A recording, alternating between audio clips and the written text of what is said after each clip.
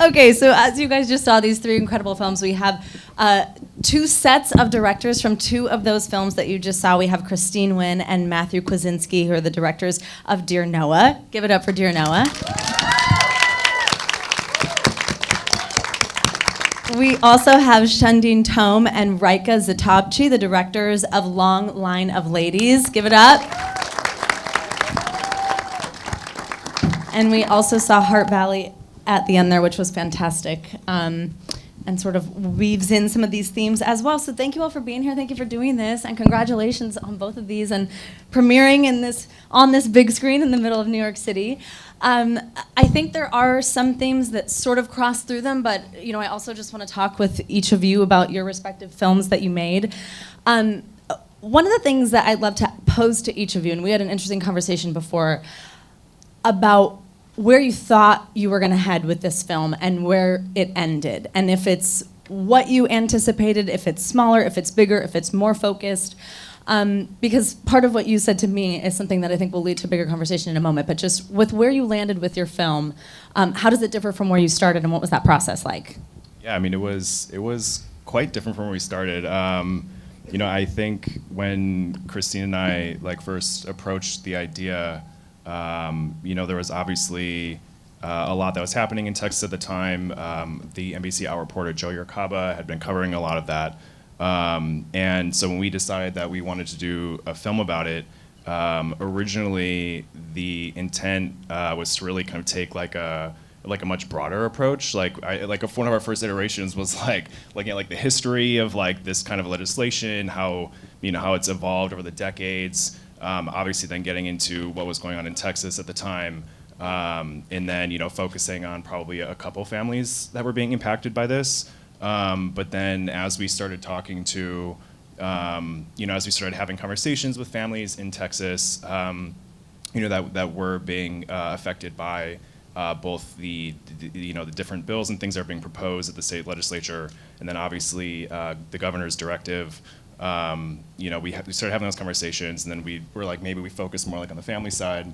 You want to come in? Yeah, I mean, I think the original iteration of this was a much more sprawling piece, in that we wanted to get into how this became such a major GOP issue and the culture wars. But after talking to so many families, and after specifically meeting Katie and Noah, I think we realized we had something really special. And I think there was something so emotionally poignant, in the specificity and the simplicity of their story. And we sort of stripped all of that away, and what we're left with is what you saw, which is this kind of intimate portrait of this family, and the kind of lengths that they'll go through to protect someone that they love. And I think that's a much more kind of emotionally poignant place to land. Absolutely. Shaandin and Rayka, also, by the way, congrats on the award that you just won right before congrats, this. guys. Congrats, give it up for them. Incredible, very exciting. What about you guys with where you started? And I know there are some things I also want to ask you both about, some of what you were up against in terms of actually filming, in terms of being able to film certain aspects that you would want to film. You obviously persevered through that, but first tell me where you started with this and ultimately what it developed into. Well, it started years ago. A film I directed called Period End of Sentence. It was a short documentary. And that film was centered on a group of women in northern India who start a business making sanitary pads to combat this issue of there being a stigma around menstruation, specifically in that at that time and in that place. And Period End of Sentence went on to win the Academy Award, and basically and it was on Netflix, but this kind of, it spread, and it started all these conversations worldwide about menstruation. People who never even expected to be talking about menstruation, reaching out to us from different families all over the world saying, we had a conversation at the dinner table. And it made me realize as a storyteller that, I had sort of been ignorant to this all along. I grew up kind of in a bubble in Southern California where my family was very open about talking about these things. And it never occurred to me that this is taboo all over the world. Even, in America, it's still taboo. And coming away from that project just feeling very much our team feeling we want to try to shift the conversation now. So it's not about taboo. It's not about the shame that exists, but rather how can we highlight a community that really uplifts girls during this very pivotal moment in their lives. And so I think it initially kind of started about through the lens of menstruation and menstrual equity. This is a ceremony that's the Karuk tribes ceremony. They're from Northern California. It's the Ihuk ceremony. And it's a coming of age ceremony. And I think initially we were thinking that this was going to be a film about the ceremony.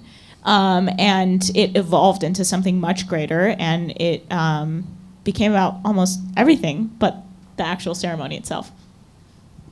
Yeah, my name is Shaandin Tome. I'm Diné, or Navajo, from the Southwest region, and we have a similar ceremony called the Kinalta, and I didn't have mine, I think, from the frustrations of, the Western world and like my grandma going through boarding school and that sort of thing, and so for myself, I didn't entirely know, like, I had never gone through the ceremony in my personal tribe, and I think I knew the essence of like what ceremony means. In that space, like I knew like what family means. I knew like what it means to be in relation to people and to be with people. And I think for myself, this film and like meeting the family was so much of that. It was about like how do you understand ceremony from a non-Indigenous perspective without extracting and taking from it. And so my grandma and my dad would say, like, never film a ceremony. So I think, like, initially at the beginning of this process, I think it was like, I want to stray away from that. I don't want to take advantage of something that has in the past been used through, like, an ethnographic lens and has been used against our people and taken away the sacred aspect of things. And so for myself, it was all about, like, how can we contain this idea of ceremony and just, like, seeing the family doing what they do from day to day and, like, seeing everything that they are is the ceremony and like whatever action that they do. And so for us, it was like a conversation with the family as well about like, where do we stop and like, where do we create respect? Like we have a very privileged position in being able to film, and like, how do we intentionally use that for ways in which we can shift Indigenous narratives and like create a space that people can feel like they've seen enough and like they feel like okay at the end, like where we stop, I guess. Absolutely. It's so cool hearing too what it did for you personally. I think to the point about, growing up in Southern California, an open family. I grew up in Southern California, and I think what's a pretty open family, but I'll just be straight about it. For me, I'm like, oh my gosh, I'm gonna get on the stage and I'm a woman in my 30s and there are people I work with here and they're gonna know I get my period. Like nobody talks about it. Like it is something that is still taboo. And one of the moments for me in the film that really, I think was a really great way to juxtapose the comfort was when the father says, these other men at work were like, wow, like that's pretty cool that you know about that, even about your daughter. Talk about sort of the juxtaposition that moment created, but then also to your point, the whole family, their life was the ceremony, focused on it, what it was like with gender roles in that, with what it was like for the father, and then knowing that for the woman, she's comfortable talking about this with her family, with other members of her family who also happen to identify as men. I guess I'll start off with that and then I can give it to you. But for us, I think like understanding like menstrual equity is definitely like one part of the equation. It's a giant, like for Indigenous people, it's like a giant puzzle of like how does like everything fit together. And in Navajo, we have a word for it. It's called hajo, and it means to be in relation to each other through like every single aspect of your life and to have balance everywhere. And so I think with that, like menstrual equity also like takes the position of like how is this balanced everywhere? How are like the men, how are like the family working, the elders, the youth, like everyone from like every aspect, like in this like round part of like what is life, like how is everybody contributing to this like one thing that we see as like a very individualistic thing. And so I think it's like really beautiful that we were able to to see that and learn from that. And like for me, it's like it's not strange, but like it's really interesting that like people are like, wow, like that,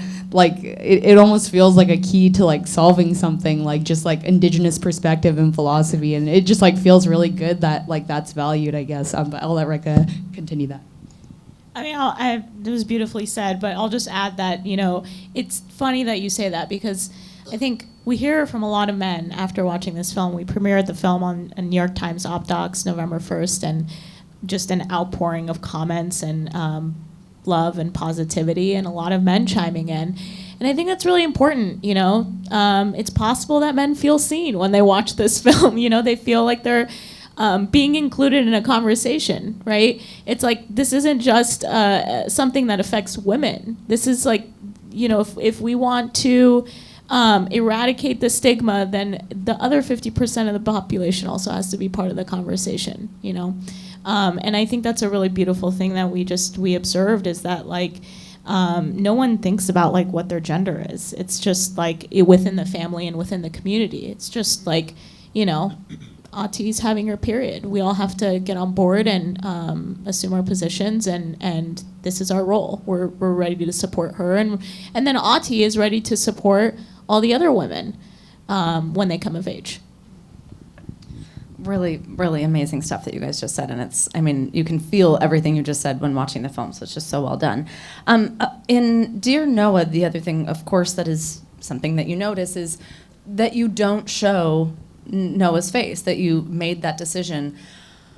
What was the whole conversation as filmmakers like with the family to get the, you know, you're not showing Noah's face, you're sharing his heart, his story there, and as well as Katie's, the mom's. What was it like to get to the point with Katie is showing her face, they're sharing their move, when it was obviously something that in such a way they wanted to protect, that Noah's not comfortable showing his face? Yeah, I think ultimately it sort of ended up as this thing that was sort of a difficult decision to make cinematically, but easy in like a storytelling sense. So our first responsibility is to protect our subjects. So we wanted to make sure that we were protecting Noah's identity. Katie has been a little more public, and so she felt comfortable being more public and being in the film and showing her face and her last name, which is different from Noah's. But ultimately, I think I'm sort of happy where we ended up, in that there's a sort of like intimacy that we created, like kind of unintentionally, unintentionally, where you're a little more like akin to Noah's like mannerisms. It's because it's sort of difficult to, I think, connect with someone without seeing their face, but there's a sort of like intimacy in seeing his hands, his eyes, the way that he moves, that I think we're sort of happy with in the end. Yeah, I think it was interesting because I think this actually made a really interesting creative challenge for us, like as producers and, you know, as filmmakers, and, you know, it was conversations we had with our team, and like our DP Ernesto was really involved in this, and trying to figure out like how we frame specifically the interviews with Noah, where it's like we want to try and show as much emotion as we can without revealing his face. And, you know, we had different conversations where we're like, okay, do we just show his back? Like, you know, do we just like put him in dark lights? We cover his face, and so you're not seeing his face, but you see his whole body. And I think because those will often be used in films to shield identity.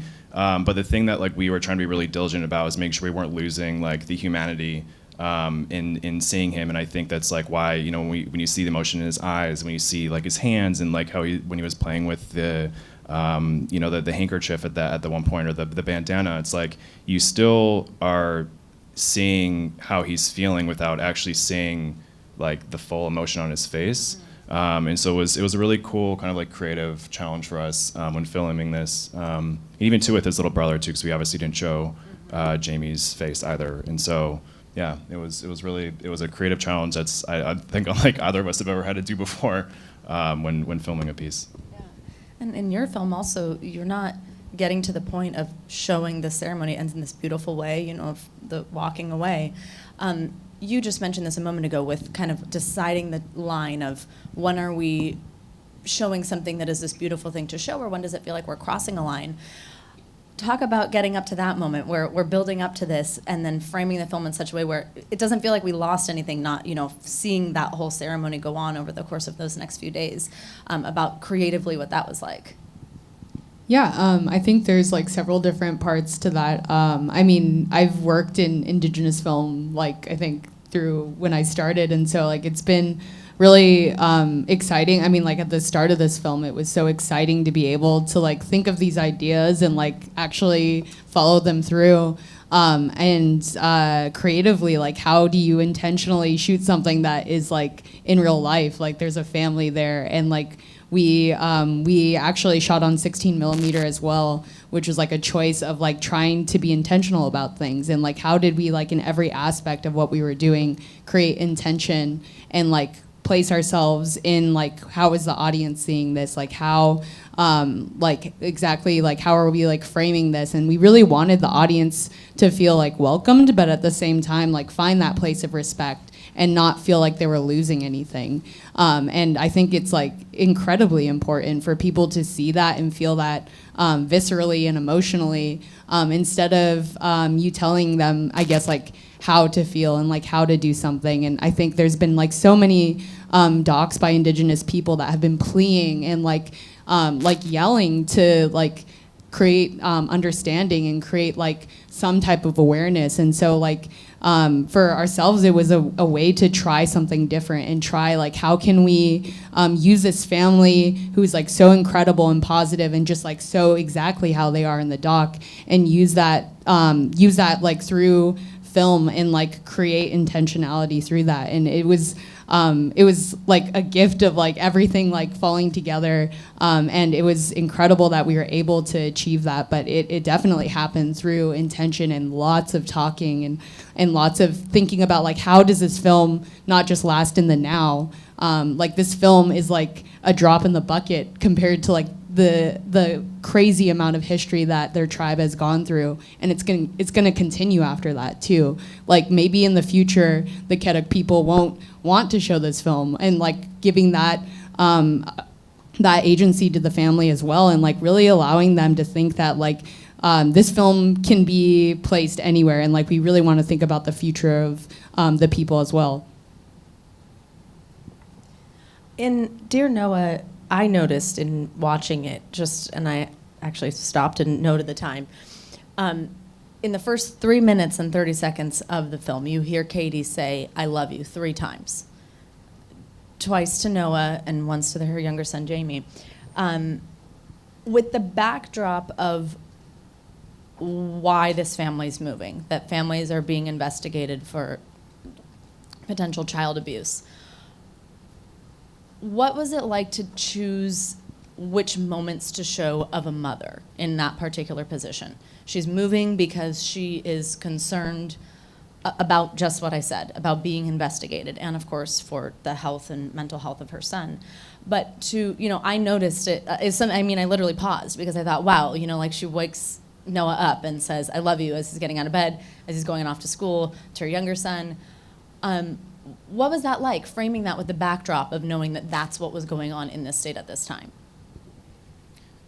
That's a good question. I think it goes without saying, when you note there the 3 times that Katie says that in the first three and a half minutes, it's just like, Katie as a mom and her love for her family is just so, and it's just like the world in general, just so infectious. And it's like, I think that really comes through, in watching her and kind of seeing these struggles unfold. And I think, to your question about like how are we sensitive around like what we show, what we don't show, is there were, we, as like Christine and I, we did have a number of conversations like with Katie throughout filming, like both when we were physically on the ground with them in Houston, and then also when we were kind of having conversations when we weren't exactly filming, around different things that were occurring kind of in their lives at the time and how things were progressing. And it was, I think to Katie's credit, like she was very open with us and being able to film the things that like would kind of make this the well-rounded film that it is in the end. And there were some surprises, like the day that we were filming with her in the morning in May, when she was reading the news headline about investigation into Zooming, like that just happened to happen while we were on the ground there filming. And so that was obviously like, an emotional piece of like that weekend we were on the ground with them, because that was right before that interview, when we sit down, she obviously is getting very emotional. And yeah, so it's interesting because obviously like things in their lives were unfolding as we were filming over the course of the few months, and so it was kind of like there were things that like we have to get to tell the story. But I think that Christine and I spent enough time like chatting with her and building this rapport and building this relationship through filming, while like on camera and off camera, to the point where it was like it was a dialogue around like, okay, like if you're not comfortable filming this, that's okay, but we were able to kind of work it out. And so it was a sense where it's like we were able to get what we needed to like make the film, while also respecting the boundaries that like she and her family were going through and are still going through. Yeah, I mean, I think the first thing that you'll learn about Katie when you talk to her, when we spoke to her on the phone, was that she loves Noah. Like, her love knows no bounds. And I think what's interesting about this film is that it's called Dear Noah. You kind of go into it thinking it's a story about Noah, and it's Noah's story, but at the same time, it's just as much Katie's story, and that, Noah's a kid trying to be a kid, but Katie is really the kind of driver of all the action. So she's, this parent who, I mean, what does it mean to be a parent when, all you want to do is protect your kid, and the world is hostile to them at every turn? And she's sort of forced to grapple with these decisions and what that means for their family, just as much as Noah is sort of grappling with that. And so I am just so grateful for them that they sort of allowed us into their home for so long, and all of these intimate moments. But I think that, I think anything we would have filmed, I think that relationship would have come out, because her love is just so, it's overflowing, really. I want to ask both sets of you about both of your films, just sort of the impact that you have. But Rayka, specifically, something that you said just a moment ago struck me with when this rolled out, the comments that you started to see even from men. And with your experience with both this film and with Period End of Story, I wonder what you see men's role in sort of understanding, becoming comfortable with a topic like this, and then what it can actually do in a real sense for, furthering equality across cultures, using lessons that we just saw here, what you think the real impact of that can be. Massive impact. I mean, I watched this film and made this film from a non-Indigenous lens, right? And for me, it's like I watch Long Line of Ladies, and the hope has always been that people from all walks of life come away from this film feeling hopeful, and like they can look to their own communities and their own culture and their own families and their own circles, and look at how they can support the women in their lives. And it starts. It doesn't always have to be big or groundbreaking actions. It could be small actions. It could really just be, in a moment when a girl gets her period, or is in pain or cramping, or feels embarrassed or whatever, or even like doesn't have access to sanitary hygiene products. Just really being supportive, and even in small ways. And I just, that's part of it. It's action, but it's also just like conversation. It's just talking about it. I mean, this is something we've been doing for many, many years, and we've seen the massive impact that it's had. And we hope that, through filmmaking, through conversation, we can continue to do that work and sort of, shift the narrative. Absolutely. I'd love to hear also what you're hoping the impact is. I love what you said about some of these Indigenous themes really could solve a lot of problems. The celebration that is around something like this, I think even just taking that concept to what you just said, to not even have it be something that we don't talk about, but to celebrate it. But what do you hope the impact is? I guess I going into this, like, just thought of like a very small impact. I think like for myself, it was a lot of like healing for myself and like my family, like I said, about like boarding schools and like Western conquest and that sort of thing that just like specifically related to my family. But I think as we've like screened and shown it to other people, like I think the hope has expanded, and I think there's like something so lovely that like everybody's like seeing this and like feeling some type of call, and like everyone like feels a place, and they feel like after watching this film there's like a sense of belonging somewhere, and like whoever that may be, like however old, whatever they identify with, there's like a sense of like feeling something and in belonging, and I think there's something really lovely about that. And yeah, I mean, like Ati also is the reason why this film is being made, and her hope was that like young Indigenous women would see this and like want to practice their culture and celebrate who they are and feel that same sense of belonging that she knows she's like very fortunate to have. And so I think there's something in that that's just like so inspiring, and it happens with Dear Noah too. It's just like there's such an aspect of youth wanting to change a world that they're in, and I think that is like such a wonderful message that we get to receive and see constantly in this world. And I didn't expect to be moved by Ati that much, but I think, or like Noah even, and I think there's just something so lovely that like you feel like you want to be a better person. Totally. I totally felt that. What about you guys with Dear Noah? What do you hope is the impact? I think on a kind of broader level, like I hope people walk away with a little more understanding of what's going on in Texas at the state level, of what policy looks like in action, and the real impact on families. But I think about the ending a lot of this film and how it sort of feels. It's sort of like bittersweet. Like the last shot is the U-Haul, and they're headed off to Colorado, and it feels. One way to read it is like a defeat, right? They're kind of leaving the home that they've known for so long. But I kind of sit on this and I think there's a little bit of like a little victory to be experienced there, because when you're a trans person and your existence is legislated and debated over at every level, I think the very act of experiencing joy is an act of resistance, and what we're seeing at the end is Katie and Noah choosing joy for themselves, and you see the credits roll, and you see like a little glimpse of their life in Colorado, and regardless of what's happening in Texas, what has happened in Texas, I mean, Katie's not abandoned Texas. She is very much splitting her time between Denver and Houston, and will continue, and it's for them, the fight continues, but I think there's a little bit of catharsis at the end that I hope people are left with, and this idea that, you know, wherever they are, whatever's happening, I think every time they're able to experience joy, I think is an act of resistance for them, and I hope that's what people are left with.